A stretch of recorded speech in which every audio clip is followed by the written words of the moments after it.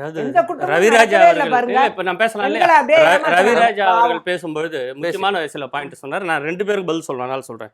நிரந்தர டிஜிபி இருந்தா இதெல்லாம் நடந்திருக்காது அப்படின்னு சொல்றாரு. இப்ப இந்த டிஜிபி இப்ப நிரந்தர டிஜிபி போர்ட்ல இருக்கிற பிரச்சனை உங்களுக்கும் தெரியும், அவருக்கும் தெரியும், தெரிஞ்சுக்கணும், எல்லாரும் தெரிஞ்சுக்கணும். யூபிஎஸ்சி தமிழ்நாட்டுல state and law and order வந்து தமிழ்நாட்டுல ஸ்டேட் சப்ஜெக்ட். இந்த மாநில பட்டியலில் இருக்கக்கூடிய லா ஆர்டர்ல இத்தனை காலமா முதலமைச்சர்கள் டிஜிபியை அந்தந்த முதலமைச்சர் தான் நியமிச்சாங்க. இப்போ அந்த டிஜிபியை நியமிக்கிற அந்த அதிகாரத்தை யூபிஎஸ்சி மறைமுகமாக நம்ம கிட்ட இருந்து எடுக்குது. அதை தமிழ்நாடு அரசு ரெசிஸ்ட் பண்ணி இருக்குது, முதலமைச்சர் போராடிட்டு இருக்காரு. இதை நீங்க நாளைக்கு நீங்க ஆட்சிக்கு வருவீங்க, நீங்க வந்தீங்கன்னா உங்களுக்கும் இதே தான். நீங்க இங்க தமிழ்நாட்டில் முதலமைச்சராக இருந்து காவல்துறை தலைவரை தேர்ந்தெடுக்க முடியாது, டெல்லியில இருந்து தேர்ந்தெடுப்பாங்க. சரி, நிரந்தர காவல்துறை தலைவரை தானே ஜெயலலிதா அம்மையார் வச்சிருந்தாரு, எடப்பாடி பழனிசாமி வச்சிருந்தாரு, ஆளுமை மிக்க தலைவர்னு வேற சொன்னாங்களே. சிதம்பரம் பத்மினி வழக்கு எப்போ நடந்தது? இப்போ நான் அரசியலாளர் சொல்றேன்.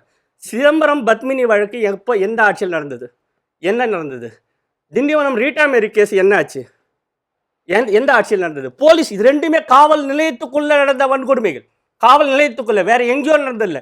ஏதோ ஒரு வீட்டில் ஏதோ ஒரு ரிலேட்டிவ் நடந்தது. நீங்க எப்படிங்க அப்படி சொல்லலாம்? ரிலேட்டிவ்னு சொல்லிடலாமன்னா அப்போ உங்க ஆளுமை மிக்க தலைவர் இருக்கக்கூடிய ஜெயலலிதாவின் ஆட்சியில் நிரந்தர டிஜிபி வச்சிருந்த போது சிதம்பரம் பத்மினி கேஸ் எப்படி போலீஸ் ஆச்சு? திண்டிவனம் ரீட்டா மேரி வாச்சாட்டி என்னாச்சு? இன்னைக்கு 40 அரசு அதிகாரிகள், போலீஸ் அதிகாரிகள், காவல்துறை ஜெயிலில் இருக்காங்கல்ல, வாச்சாட்டி என்னாச்சு?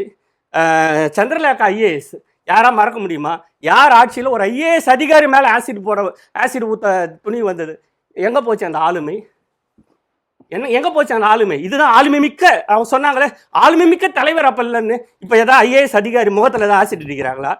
வக்கீல் விஜயன் அவர் ஆஃபீஸில் அத்தனை ரவுடிகள் வச்சு ஒரு மூத்த வழக்கறிஞரை வெட்டி கிட்டத்தட்ட படுகொலை செத்து பழிச்சு வந்தார். யார் ஆட்சியில் நடந்தது? ஆளுமை மிக்க ஜெயலலிதா ஆட்சியில் தான் நடந்தது. தூத்துக்குடி இத்தனை பேர் துப்பாக்கி சூடு நிரந்தர டிஜிபி இருக்கும்போது தானே தூத்துக்குடியில் துப்பாக்கி சூடு நடந்தது. சாத்தானுக்குளம் என்னாச்சு? நிரந்தர டிஜிபி இருந்தாங்க இல்லையா? பொள்ளாச்சி வழக்கை பற்றி பேசணுமே. 1000 வழக்குகள் இருக்குது. ஒரு டேட்டாவை நாங்கள் இன்னைக்கு நாங்கள் சொல்கிற டேட்டா இல்லை, அவங்க ஒரு டேட்டா வச்சு நான் ஒரு டேட்டா சொல்கிறேங்க. நானும் அவங்கள இன்னைக்கு டிஜிபி ஆன் ரெக்கார்டு ஒரு டேட்டா சொன்னார்ல, ஆன் ரெக்கார்டு டிவியில் எல்லாரும் முன்னாடி ஒரு டேட்டா சொன்னார்ல. அப்போ டிஜிபி மேலே நீங்கள் வழக்கு போடுங்க. நீங்கள் கையில் வச்சுன்னு சொல்கிற டேட்டா தமிழ்நாட்டில் இத்தனையோ சதவீதம் அதிகமாக இருக்குன்னு சொன்னீங்களே, அதிகமாக இருக்குதுன்னா இன்னைக்கு டிஜிபி தமிழ்நாட்டில் குற்றங்கள் குறைந்திருக்குதுன்னு சொல்கிறாரு. டிஜிபி மேலே வழக்கு போடுங்க. ஆன் ரெக்கார்டு உங்களுக்கு சொல்லியிருக்காரு. எப்படி ஏதாவது ஒன்று பேசணும்னு பேசிகிட்டே இருக்கணுமா? இப்போ இன்னொரு முக்கியமான விஷயம், இப்போ பிரதமர் இப்போ நம்ம சொன்னார். இப்போ எதுக்கு எடுத்தாலும் நீங்கள் ஏன் அங்கே போகிறீங்க? நான் மீண்டும் சொல்ல, போதை பொருட்களை பொறுத்த வரைக்கும் தமிழ்நாட்டில் போதை பொருட்கள் எங்கேயும் தயாராகிறது இல்லை, விளையறது இல்லை, எல்லாமே வெளியிருந்து வர்றது தான். 1,33,000 கிலோ டெல்லி என்சிஆர்ல பிடிக்கிறாங்க. 1,42 கிலோ இதுல பிடிக்கிறாங்க, அசாம்ல பிடிக்கிறாங்க. லேபரேட்டரி போதை பொருள் செய்யற லேபரேட்டரி ராஜஸ்தான், மகாராஷ்டிரா, வெஸ்ட் பெங்கால், மத்திய பிரதேஷ் 4 மாநிலங்கள்ல போதை பொருளுக்கான எல்லாம். இப்ப நான் கேட்கிறேன், இது எல்லாம் போதை பொருளை, போதை மருந்தை வெளிநாடுகளிலிருந்து மூலப்பொருளை வாங்கி போதை மருந்தை எடுத்து எல்லாத்தையும் இந்தியா முழுக்க அனுப்புவதை தடுக்க வக்கில்லாதவர் தானே பிரதமர் மோடி, வகை இல்லாதவர் தானே பிரதமர் மோடி. அவருக்கு ஏன் ஒரு பிரதமருக்கே வக்கு இல்லைன்னும் போது நீங்க எப்படி முதலமைச்சரை பத்தி பேச வர்றீங்க? அதாவது ஒரு பிரதமர் இன்னைக்கு எல்லா மாநிலத்திலும் கிட்டத்தட்ட பெரும்பாலான மாநிலங்கள் பிஜேபி ஆளுகிறது.